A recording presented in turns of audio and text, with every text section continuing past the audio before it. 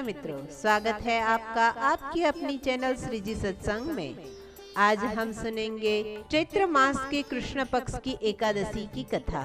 तो आइए सुनते हैं पाप मोचनी एकादशी की कथा। महाराज युधिष्ठिर ने भगवान श्री कृष्ण से चैत्र मास के कृष्ण पक्ष की एकादशी के बारे में जानने की इच्छा प्रकट की। तो वे बोले कि हे राजेंद्र, मैं तुम्हें इस विषय में एक पाप नाशक उपाख्यान सुनाता हूँ, जिसे चक्रवर्ती नरेश मानधाता ने पूछने पर महर्षि लोमस ने कहा था। मानधाता ने पूछा कि हे भगवान, मैं लोगों के हित की इच्छा से यह सुनना चाहता हूँ कि चैत्र मास के कृष्ण पक्ष में किस नाम की एकादशी होती है, उसकी क्या विधि है तथा उससे किस फल की प्राप्ति होती है। कृपया ये सब मुझे बताने की कृपा करें। महर्षि लोमेश जी ने कहा कि हे नृपश्रेष्ठ, पूर्व काल की बात है। अप्सराओं से सेवित चैत्र रथ नामक वन में, जहाँ गांधर्व की कन्याएं अपने किन्नरों के साथ बाजे बजाती हुई विहार करती है, मंजू घोषा नामक अप्सरा मुनिवर मेघावी को मोहित करने के लिए गई थी। वे महर्षि चैत्र रथ वन में रहकर ब्रह्मचर्य का पालन करते थे।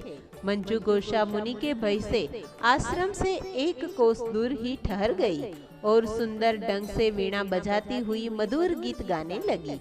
मुनि श्रेष्ठ मेघावी घूमते हुए उधर जा निकले और इस सुंदर अप्सरा को इस प्रकार गान करके देख वह वशीभूत हो गए। मुनि की ऐसी अवस्था देख मंजू घोषा उसके समीप आई और वीणा नीचे रखकर उनका आलिंगन करने लगी। मेघावी भी उसके साथ रमण करने लगे। रात और दिन का भी उन्हें भान न रहा। इस प्रकार उन्हें बहुत दिन व्यतीत हो गए। मंजू घोषा देवलोक में जाने को तैयार हुई।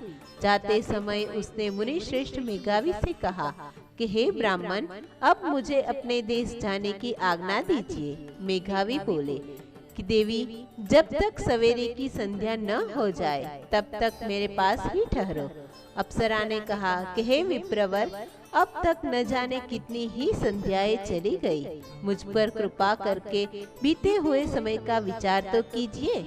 लोमेश जी कहने लगे कि हे राजन, अप्सरा की बात सुनकर मेघावी चकित हो उठे। उस समय उन्होंने बीते हुए समय का हिसाब लगाया तो मालूम हुआ कि उसके साथ रहते हुए उन्हें 57 वर्ष हो चुके थे। उसे अपनी तपस्या का विनाश करने वाली जानकर मुनि को उस पर बड़ा ही क्रोध आया। उन्होंने मंजू घोषा को श्राप दे डाला, हे पापिनी, तू पिशाचिनी बन जा। मुनि के शाप से दग्ध होकर वह विनय से नतमस्तक होकर बोली, हे विप्रवर, मेरे शाप का उद्धार कीजिए। 7 वाक्य बोलने या 7 पद साथ साथ चलने मात्र से ही सत्पुरुषों के साथ मैत्री हो जाती है।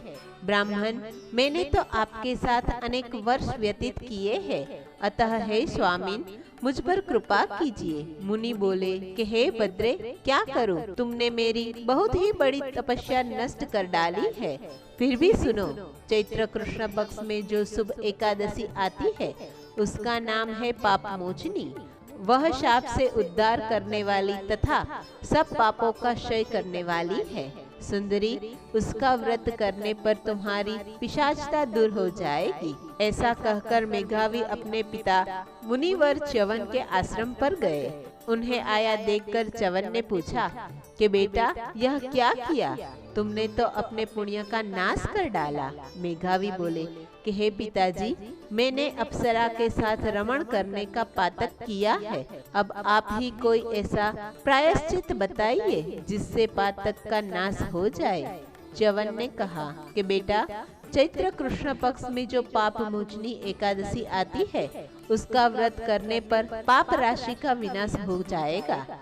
पिता का यह कथन सुनकर मेघावी ने उस व्रत का अनुष्ठान किया।